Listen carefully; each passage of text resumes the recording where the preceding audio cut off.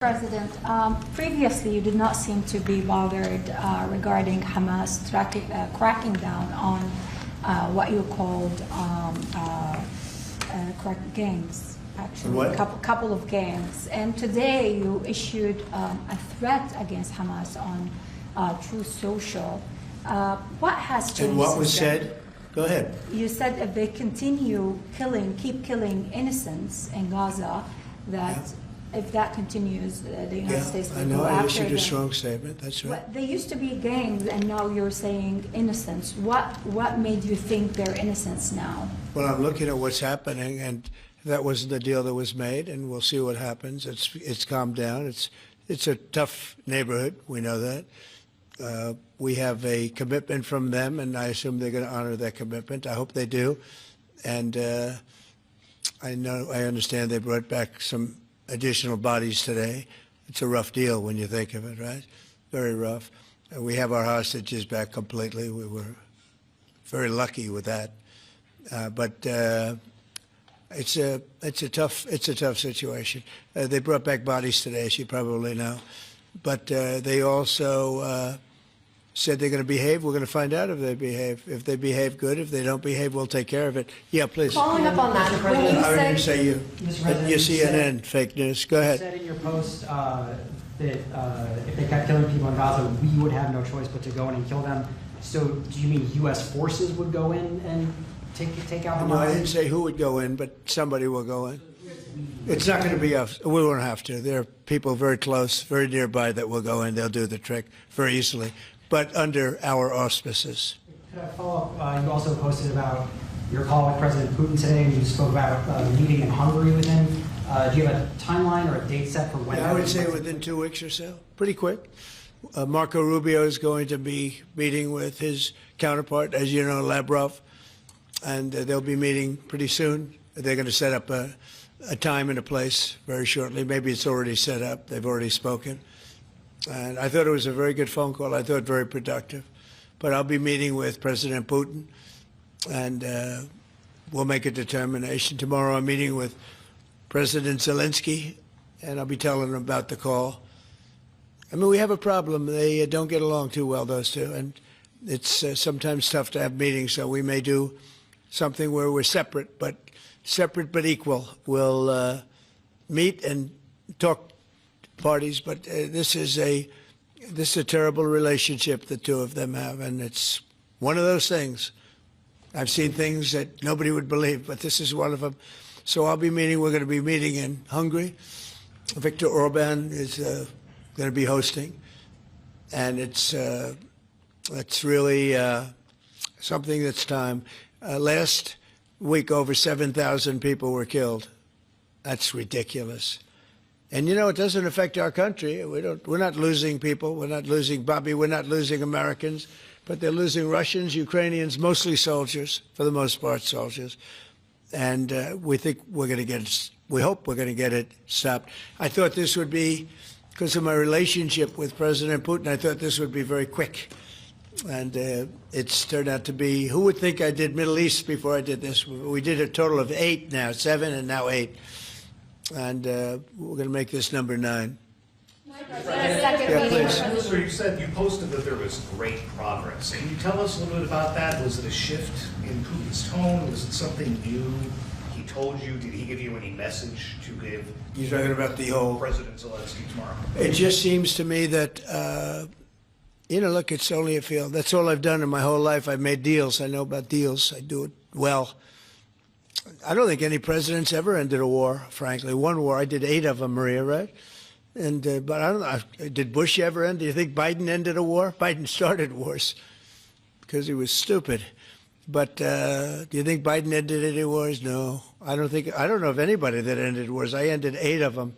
Now it's going to be 9. I think we're going to have this one done hopefully soon. But I'll be meeting him probably over the next 2 weeks. First, Marco is going to be meeting. And the vice president, as you know, is very much involved. The whole team is involved. Steve Witkoff will be involved. Yeah, please. What did you tell them about the Tomahawks? Did you discuss the Tomahawk missiles? Did you discuss? Well, we talked about it a little bit. Didn't say much, but I do say to you, we need Tomahawks for the United States of America, too. We have a lot of them, but we need them. I mean, we can't deplete for our country. So, you know, they're very vital. They're very powerful. They're very accurate. They're very good, but we need them too. So I don't know what we can do about that.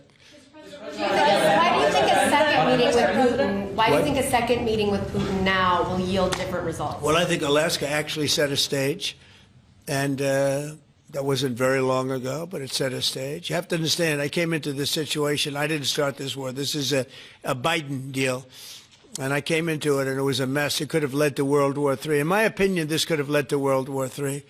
That won't happen, but it could have. So I came in, this war was raging. When I left, this wasn't even a thought. For 4 years, nobody talked about it. I spoke to President Putin about Ukraine. It was the apple of his eye, but there was never going to be doing anything like this. And this all went because of some really bad decisions that were made. And look what you have. You have millions of people dead. You have just a horrible, horrible situation. I'm doing it to save souls. That's all I'm doing it for. I'm not doing it for us. We have an ocean between us. I'm doing it also to help Europe. They want to have it ended, but they're unable to do it. I'm able to do it. So I think we'll be successful. We'll save a lot of lives. It should have been done. Should have never started. This would have never happened if the election weren't rigged. This would have never happened. But it did happen, and I'll get it stopped. Okay.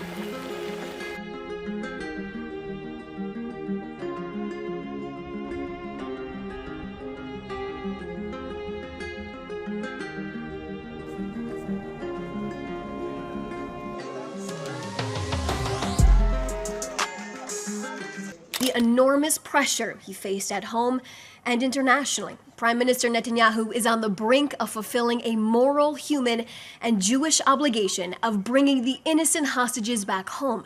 The hostages who were brutally taken by uncivilized people in Gaza, led by terror organizations that have nothing but hatred towards Jews, Israelis, the Jewish state, and Western civilization. Now, while the IDF has redeployed to the new yellow line in Gaza in full force during this ceasefire and the 72-hour time window that we are currently in for Hamas to release all of our hostages, we pay tribute to the soldiers currently serving on the ground, and we will always remember the brave and heroic soldiers who dropped everything in their lives to fight for the state of Israel and our hostages, leading us to the point where we are now. We remember the 915 IDF soldiers who gave their lives for us to get to this point. May their memories forever be a blessing. Now, President Trump's global leadership and intense pressure he applied to get Hamas to agree to this plan, with the first phase approved, the Prime Minister said it put the sword on its neck, as it was the first time the terror group agreed to release all 48 of our hostages at one time. I remind you of the international leaders that told Israel not to go into Gaza City. And with the help from our great friends Steve Witkoff and Jared Kushner, their dedication and personal missions to bring home our people speaks volumes to the incredible team President Trump has built. Here's what I can tell you about the release of our hostages, and let's be very clear about something. Israel has been ready since Saturday night to receive our hostages. A report that came out from the Wall Street Journal suggests that Hamas is willing to release the hostages as soon as today. This is not a gesture of kindness from Hamas. Let's remember, they took our people as hostages, starved and tortured them in captivity, and even murdered some in captivity as well. Hamas could have released our hostages 2 years ago.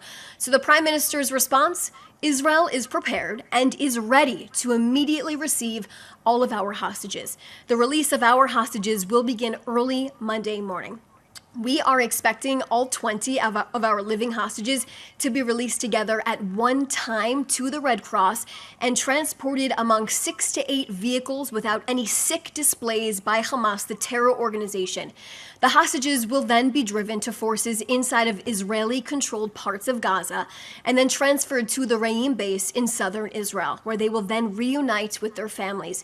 Israel is ready if a living hostage requires any urgent medical attention they will be brought to a medical facility immediately. The Prime Minister instructed Gal Hirsch, the coordinator for the captives and the missing, to arrange with the ICRC to have a convoy of ambulances ready for our hostages and all equipment needed in case a hostage needs immediate medical support, in which case both Soroka and Barzilai hospitals will be on standby. There will be medical staff accompanying the hostages during their entire journey back to Israel. From Reim, the hostages will travel with their families to one of 3 main hospitals. 10 hostages will be sent to Sheba Medical Center, 5 hostages at Belenson, and 5 hostages will receive treatment at Ichilov. All 3 hospitals are prepared at all levels to receive them. Prime Minister Netanyahu visited Sheba Medical Center just the other day, one of the hospitals who will receive our hostages, and he examined the preparations for the hostages and their family members. The Prime Minister walked through the rooms they will be staying in with their family spaces as well, and Control Center to understand the enormous procedures that are in place to rehabilitate the hostages. Now, he praised the readiness of the medical teams who have experts on staff at all times to assist our hostages in any condition that they may be returning in. Our living hostages will face difficult tasks of physical and mental rehabilitation during this time. The entire nation of Israel will embrace them and help them get back on their feet and ensure proper Jewish burials for those who were taken from us. We are also ready and prepared to receive the bodies of our 28 hostages who have the living hostages after the living hostages are released. These hostages were either murdered by terrorists on October 7th, murdered in captivity, or have been held in Gaza by terrorists since 2014. Now, once the Red Cross hands the remains to the IDF forces inside of controlled Israeli territory in Gaza, our forces will hold a short ceremony in the Gaza Strip during that handover. The coffins will be draped with Israeli flags, and traditional Jewish memorial prayers for the dead will be said. The mourner's Kaddish prayer will be recited. The bodies will then be brought to the Abu Kabir Forensic Institute for identification in the Yafo area. Now, following the ID process and in coordination with the Jewish law and, of course, tradition, their families will then be notified in an appropriate time frame to bury their loved ones in a timely fashion. Tomorrow will be a day of reunification and excitement for some families who have waited 2 years to embrace their loved ones, while other families will grieve the return of their loved ones, closing a painful circle with proper and dignified burials. An international body, which was agreed on in this plan, will help locate the hostages if they are not found and released tomorrow. The Prime Minister insists that we will act to locate all of these hostages as soon as possible, and we will do that as a sacred duty of communal responsibility. Now, we ask the media, please, to use utmost sensitivity when covering this story, as there are emotional complexities and trauma tied to the events to come.